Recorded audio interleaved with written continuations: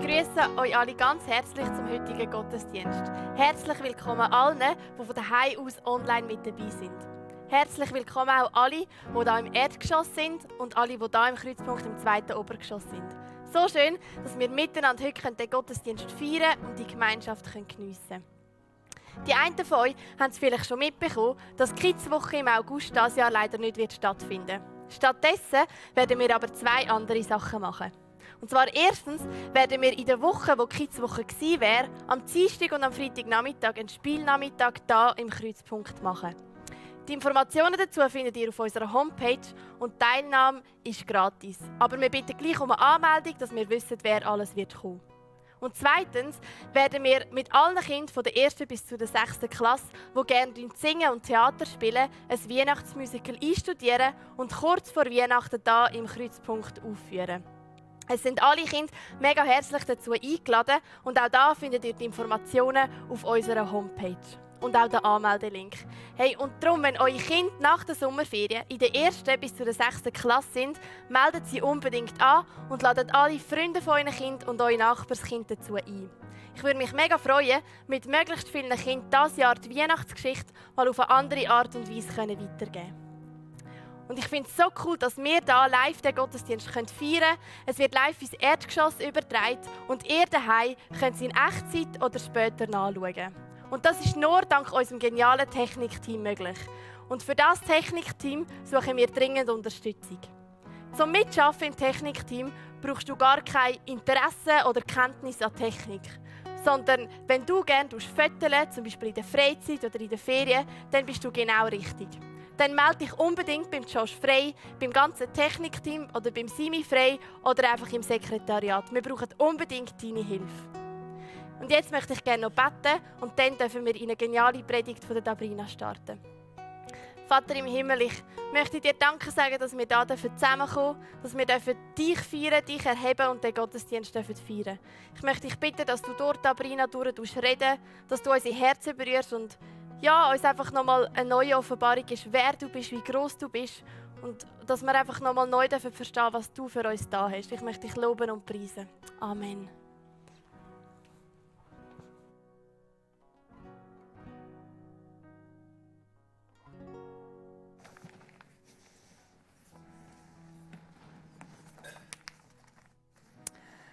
Guten Morgen miteinander. So schön, dass wir wieder einen Gottesdienst zusammen feiern.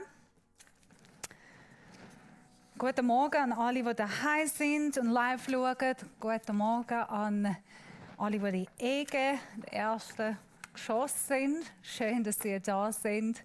Schön, dass wir auch Gottesdienst so miteinander feiern. Ich habe heute ein Thema auf mein Herz gehabt, die heisst Veränderung. Ich habe auf Herz gehabt, über Änderung mit euch heute ein bisschen austauschen.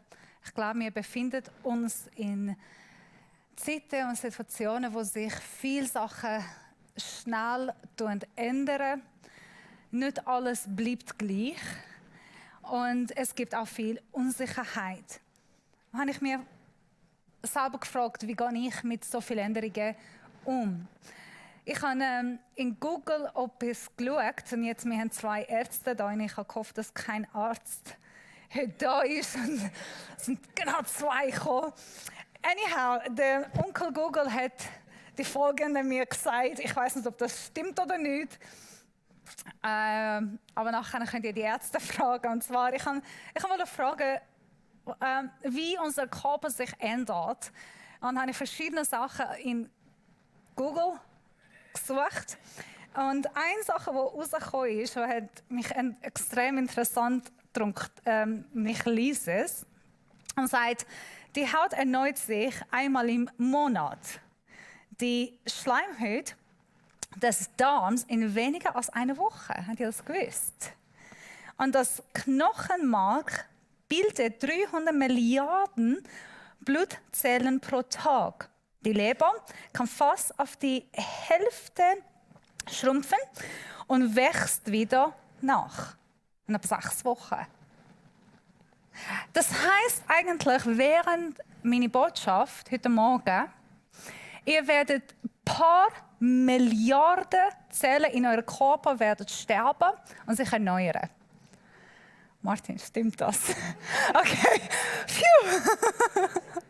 Er hat ja gesagt, für diejenigen, die nicht gesehen haben. Unser Körper ändert sich ständig, täglich. Also eigentlich Änderungen in unserem Leben sind unvermeidlich. Wir können es nicht vermeiden, dass Sachen in unserem Leben sich ändern, dass Sachen in unserem Körper sich ändern. Änderungen sind da. Und wir befinden uns in verschiedenen, vielleicht ein Karrierewechsel, Studiumwechsel, Heiraten oder Scheidungen, Kindergeburt oder jemand stirbt. Wir befinden uns in Wechsel in unserem Leben, ob wir das uns wünschen oder nicht. Und diese Änderungen zum Teil kann man nicht vermeiden, kann man nicht ändern. Das ist, wie es ist. Der Einzige, der fix immer bleibt, ich muss es geschwind. Okay, jetzt ist es besser. Der Einzige, der konstant ist und sich nicht ändert, ist die Änderung. Die Änderungen, die passieren, egal. Und manchmal wir gehen nicht mit Änderungen gut um. Ich merke, die Änderungen sind nicht angenehm, die sind nicht bequem. Und wir mögen sie nicht. Wir haben Sachen gern, wie die sind. Ich merke, seit ich 32 bin, wie schnell meine Haut sich ändert. Und die Falten, die kommen, und die grauen Haare. Und ich weiss, viele Leute sagen, ja, aber die sind schön. Ich finde es nicht schön, ich bin noch jung. Ja, also, zu viele graue Haare. Und jedes Mal, falls ich aufstehe am Morgen und im Spiegel schaue, hat sich wieder etwas geändert. Und das ist so, das ist auch Leben. Das darf auch passieren. Aber wie gehe ich mit dem um? Und heutigen Tag, wir finden uns in einer Situation mit Covid-19, wo viele Sachen sich ändern. Vielleicht in unseren Jobs, vielleicht in der Familie. Ihr habt sicher auch viele Änderungen erlebt. Habt ihr müssen plötzlich als Familie zusammen sein daheim, Homeoffice machen oder haben Sachen sich geändert. Und jetzt in der Sommerzeit, wir haben gehofft, dass wir in die Normalität wieder reingehen, aber es ist auch nicht so. Die Sachen ändern sich ständig. Und ehrlich gesagt, wir wissen nicht, wie es wird weiterkommen. Ich muss es wegnehmen. So. Wir haben keine Ahnung, was erwartet uns. Wer von euch hat in den letzten paar Tagen die Covid-Nachrichten geschaut? Fast alle. Wer hat heute Morgen im Nachricht geschaut, wie heute Stand ist? Oh wow, nur eine Person. Okay, ich habe es gemacht. Wir ständig schauen, hey, wie ändert sich? Was erwartet auf mich? Und wie gehe ich mit dem um? Ich weiss nicht, wie es dir heute geht. Vielleicht bist du unsicher. Aber ich würde gerne von Gott ein paar Sachen dir sagen heute. Und schauen wir miteinander, wie gehe ich mit dieser Änderung um? Was kann ich in dieser Zeit machen? Lass uns zusammen noch beten. Himmlischer Vater, danke, dass du der gleiche Gott bist, gestern, heute und bis in Ewigkeit. Danke, dass du dich nicht änderst. Danke, dass du unser Rock, unser festen Feld bist. Danke, dass wir auf dich vertrauen können, anlehnen. Danke, dass du heute da bist. Danke, dass du heute mit uns redest. In unseren Lebenssituationen, in Sachen, die sich ändern. Genau an dem Ort, an dem Platz, wo wir dich brauchen. Amen. Als ich an die Predigt vorbereitet habe, ich wieder auf Daniel und seine 3 Kollegen gekommen, die sich in einer neuen Situation gefunden haben, von einer grossen Änderung. Die waren Teenagers. Der babylonische König hat sie belagert, hat sie besiegt, hat den Tempel kaputt gemacht, haben alle Sachen von dem Tempel ausgenommen und nach Babylon gebracht, heutige Iran. Und das ist noch schlimm gewesen. Ihre Wohnung ist weg, Familien sind weg, Eltern sind nicht mehr da. Du weißt überhaupt nicht, was wird mit mir passieren. Es sind viele Teenagers oder vielleicht noch jünger als 10 Jahre alt, befinden sich plötzlich in einem Königreich von Nebukadnezar. Und die stehen für ihn ein Mann, der Heide ist, der ihren Gott nicht arbeitet, mit ganz plötzlich neuen Gesetzen, neue Kultur, neue Sprache, neue Gedanken. Und das war alles neu von Daniel und seinen 3 Kollegen. Und es ist sehr interessant, wie Daniel mit dem umgeht. Was Daniel macht in dieser Zeit.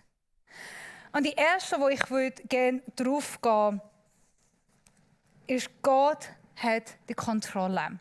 Einer, der Daniel mir gesehen von dem ersten Buch, von dem ersten Kapitel bis zum letzten Kapitel, er hat gewusst, Gott hat die Kontrolle. Und er hat auf Gott geschaut.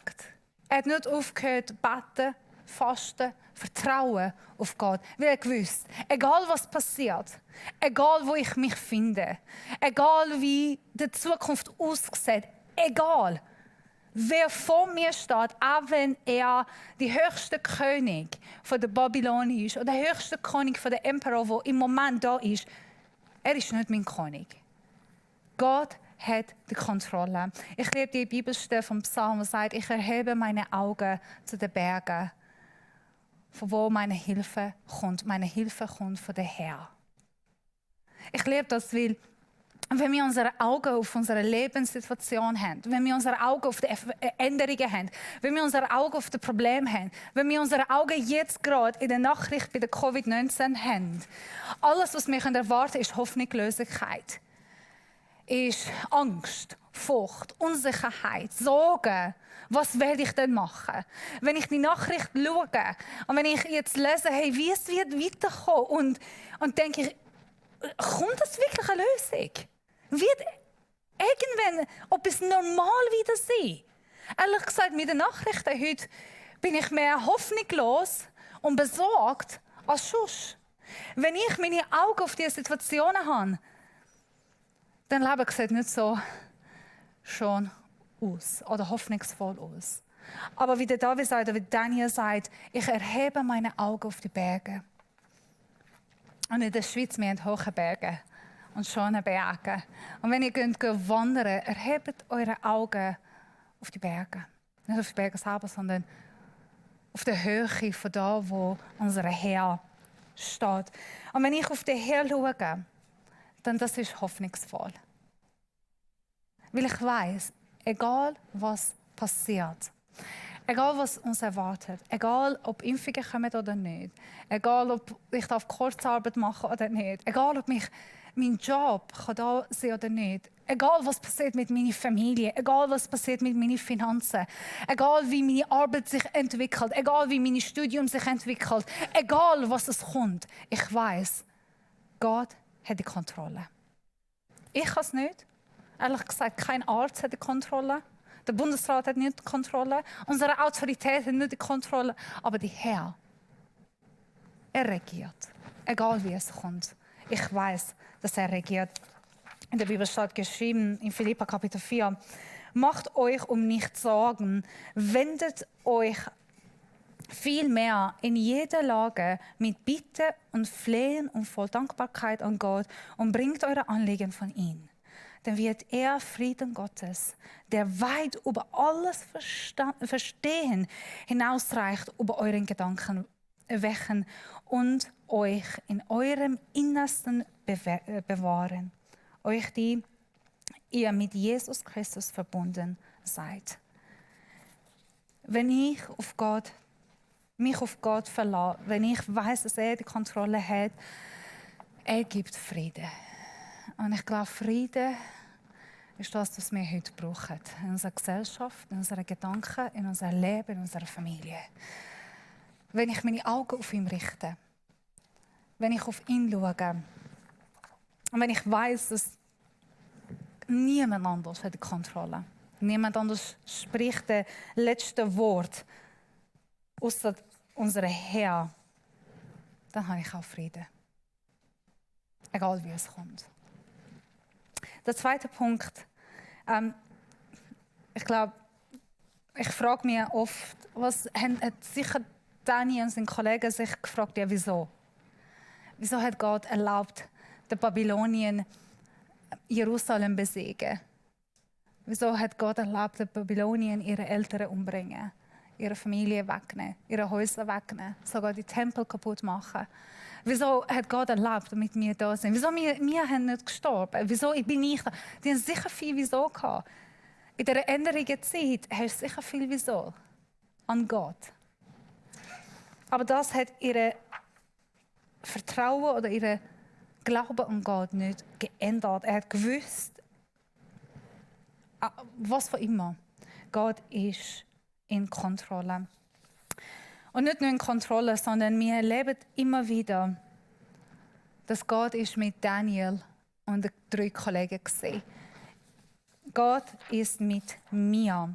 In Joshua Kapitel 1, Vers 9, das ist mein Lieblingsvers in der Bibel, oder einer von denen, sagt, habe ich dir nicht geboten, sei stark und mutig, erschrecke nicht und fürchte dich nicht, denn mit dir ist der Herr, dein Gott, wo immer du gehst.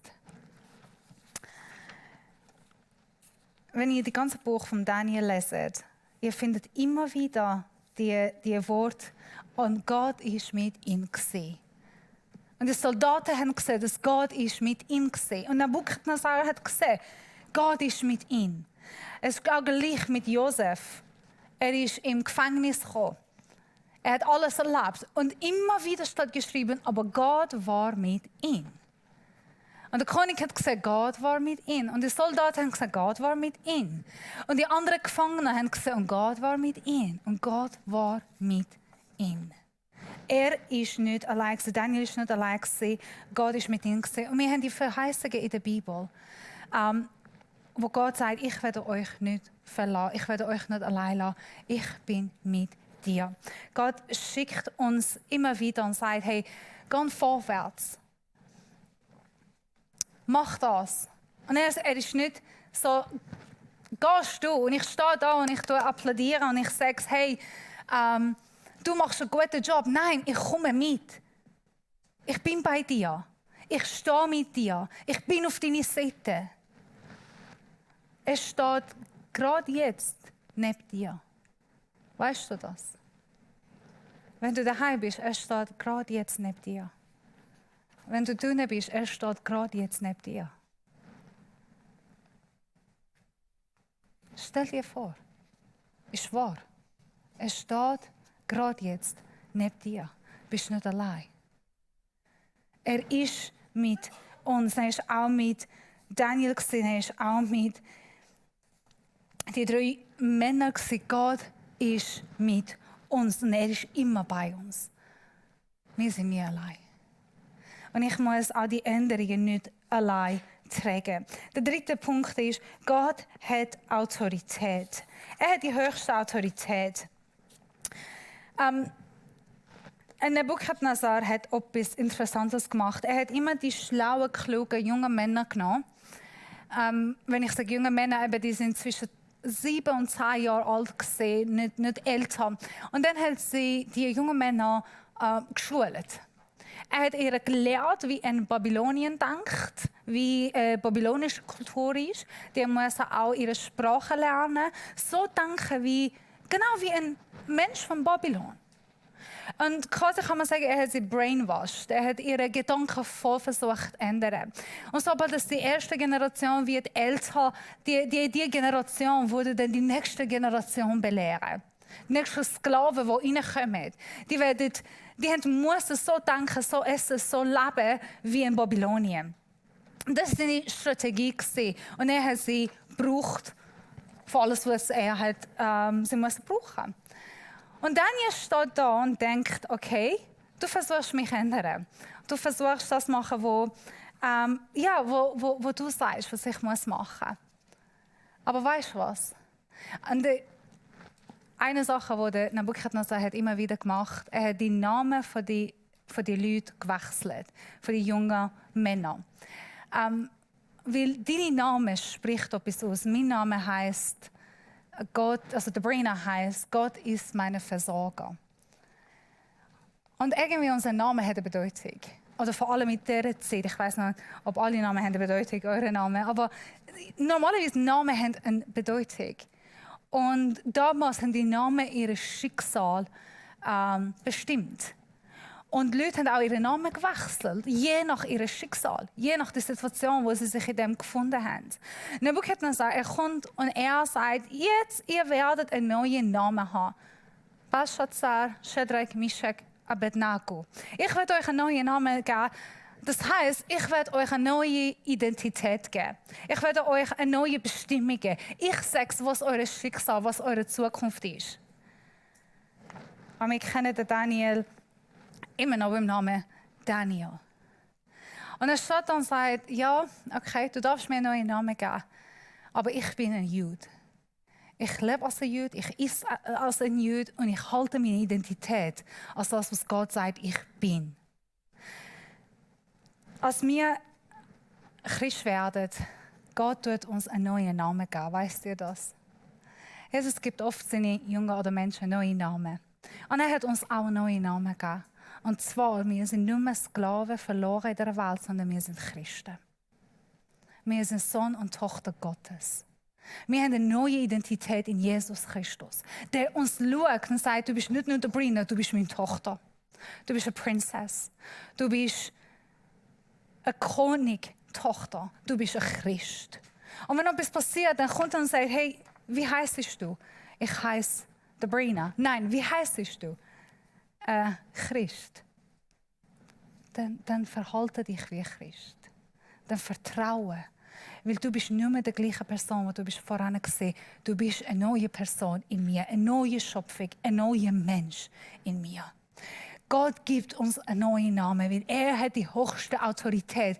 Der kann uns bestimmen, was für ein Schicksal wir haben dürfen. Ich habe eine Geschichte gelesen von Alexander the Great, der König Alexander. Er hatte einen jungen Soldat, der viel versaut und viel falsch gemacht hat. Und der junge Soldat ist beim Alexander gekommen. Und Alexander hat ihn gefragt, wie heisst du? Und der Soldat hat auch Alexander geheißen. Und er sagt, ich heiße Alexander. Und Alexander der Große, der Great, sagt, wie heisst du? Der Soldat mit Furcht und Angst und Zittern sagt, Alexander, wie heisst du? Ich heiße wirklich Alexander. Und Alexander der Great sagt, okay, entweder wechselst du deinen Namen oder verhaltest du dich wie ein Alexander. Das ist eine wahre Geschichte.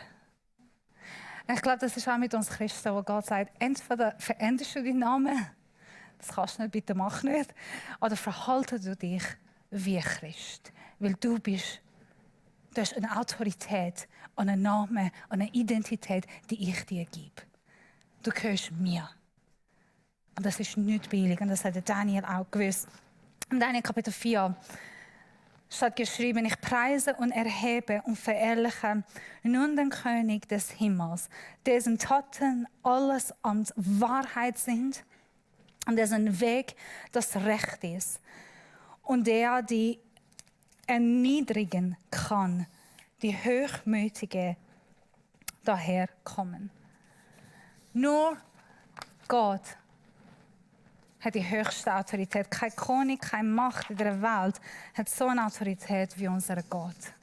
Ich glaube auch für uns ich sage es uns, für diejenigen, die Verfolgung erleben oder schwierige Zeiten erleben, in der Gefängnis haben meine Eltern haben das Gleiche erlebt. Wenn jemand dich bedroht in der Gefängnis, sagt, wir machen das und das und das. Ich habe persönlich das gemerkt. Bedrohung in der Gefängnis ist normal. Und ich weiss, hat jemand mich bedroht mit verschiedenen Sachen. Und in diesem Moment hat Gott mir gesagt, die Bibelstelle nicht wird dir passieren, was ich nicht erlaube. Oder was ich nicht zulasse. Und das hat mich so beruhigt, in dieser Zeit zu wissen, ich könnte mich so bedrohen. Ihr könnt alles sagen, was ihr wollt. Ihr könnt alles machen, was ihr wollt. Aber ihr könnt keine Hand auf mich legen, wenn Gott euch nicht erlaubt. Und wenn Gott es erlaubt, dann ist es okay. Weil ich vertraue ihm. Und ich weiß, was er erlaubt, kann ich überleben. Oder ist okay. Egal was passiert, ist okay. Aber ich weiß, er hat die Autorität. Und er erlaubt euch, das zu machen, was ihr macht. Sonst könnt ihr nicht. Ihr habt keine Autorität. Und das ist ein gutes Wissen. Egal was passiert, ich weiß, Gott hat Autorität über das. Und das ist mein letzter Punkt. Vertrauen auf den Herrn.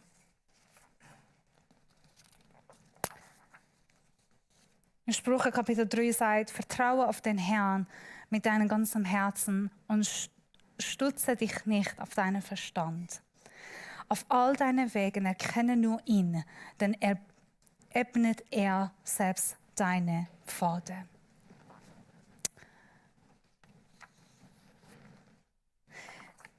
Wenn du einen nassen Schwamm im Hand hast und du den nassen Schwamm drücken, dann erst dann wirst du merken, was in diesem Schwamm inne ist. Aber wenn du einfach den nassen Schwamm siehst, du weißt nicht, was alles drin ist. Es ist entweder Wasser, sauberes Wasser, dreckiges Wasser, egal was es ist. In der Zeit, wo wir werden bedrückt und beschränkt und in schwierigen Situationen, das, was rauskommt, das ist, was in uns ist. Und dann die Frage ist das Glauben? Ist das Vertrauen an Gott? Was ist in mir? Ich habe letzte Woche gesagt, Vertrauen an Gott ist Jesus seine Liebessprache. Ich habe gesagt, er schmelzt, wenn wir auf ihn vertrauen. Er liebt das. Und er liebt das, weil er weiß, er hat die Kontrolle. Er weiß, er hat die Autorität. Er weiß, er hat die Kraft über die Situation. Daniel hat sich etwas entschieden. Der König hat gesagt, ihr trinkt Wein und ihr esst Fleisch. Und Daniel hat gefunden, nein. Gott hat die Kontrolle. Er ist mit mir. Er ist die höchste Priorität. Ich werde ihm vertrauen. Ich werde das machen, was er mir sagt. Ich werde kein Fleisch essen, kein Wein trinken, sondern einfach Gemüse essen. Okay, das ist ein hohes Vertrauen. 40 Tage Gemüse essen, habe ich probiert. Ich habe Daniel fest mal gemacht. 40 Tage Gemüse essen. Und ich kann durch ein paar Kilo abnehmen. Für lange Zeit. Machen das nicht, es ist nicht eine Diätpredigt.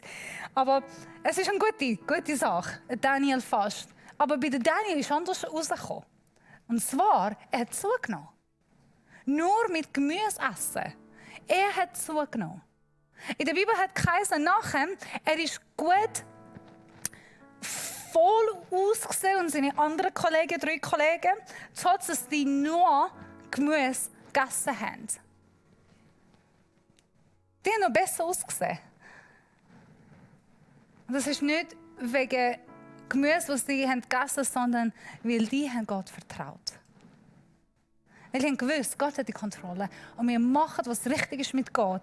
Und er schaut mit uns. Und ich liebe auch die Vers, wo Shadrach, Meshach, Abednego, die stehen vor der Feuer und sie sagen, egal ob Gott uns rettet oder nicht, wir werden dich, König Nebukadnezar, nicht anbieten, nicht loben. Egal was Gott macht. Wir werden auf Gott vertrauen. Es ist auch meine Frage heute an dich. Wo stehst du in deinem Glauben? Wo stehst du in deinem Vertrauen auf Gott? Das, was sie haben erlebt, ist Shadrach, Meshach, Abednego und Daniel. Die haben nicht sich vorstellen. Die haben nie Gott verlangen. Und es ist auch, wir haben 5 Grab im Iran, die sehr bekannt sind. Einer ist von Esther und Mordecai, die kann man heute besuchen, die immer noch stehen. Und die anderen 4 sind von Daniel und die 3 Kollegen, wo ihr Grab im Iran immer noch steht. Und man kann die Grab immer noch besuchen. Das sind eigentlich die einzigen Grab in diesem Gebiet, die bis heute da stehen. Wo egal, ob du Moslem oder Jude, also die gehören auch zu den Juden, die Juden dürfen sie schützen. Egal aber wer du bist, Moslem, Jude, Christ oder mit Glauben oder ohne Glauben, die stehen als Held von Glauben, auch im Iran. Und die sind bekannt für das. Bis heute. Die haben 650 Jahre vor Jesus gelebt. Und jetzt 2600 Jahre später, 700 Jahre fast später, die sind immer noch bekannt als Helden vom Glauben. Wir werden im Lobpreis hineinsteigen und ich werde nachher für euch beten. Ich weiss nicht, in welchen Umständen heute du dich befindest. Was Veränderungen erlebst du in deinem Leben heute oder was erwartet dich in der Zukunft? Aber ich kann dich ermutigen. Schau nicht auf deine Umstände, schau nicht auf deine Situation. Das, was schwierig ist. Sondern richte deine Augen auf den Herrn und schau auf ihn. Mit dem Wissen, dass er hat alles in der Kontrolle hat. Dass er ist auf deiner Seite, dass du nicht allein bist, dass du nicht allein durchgehen musst. Und mit dem Wissen, dass er hat die Autorität. Er sagt die letzten Worte, nicht die Umstände. Nicht die Krankheit und nicht unsere Situation, sondern Gott spricht das letzte Wort. Und dass ich darf auf ihn vertrauen. Dass ich werde nie enttäuscht oder verzweifelt, wenn ich meine Vertrauen auf ihn setze. Er ist treu und gnädig auf sein Wort. Ich lade dich ein, jetzt in den Worship hineinsteigen. Und bring deine Sorgen, bring deine Gedanken, deine Angst oder was von immer dich beschäftigt heute, von Gott. Und lass er dich heute Frieden und Freude schenken. Ich werde nachher für euch beten.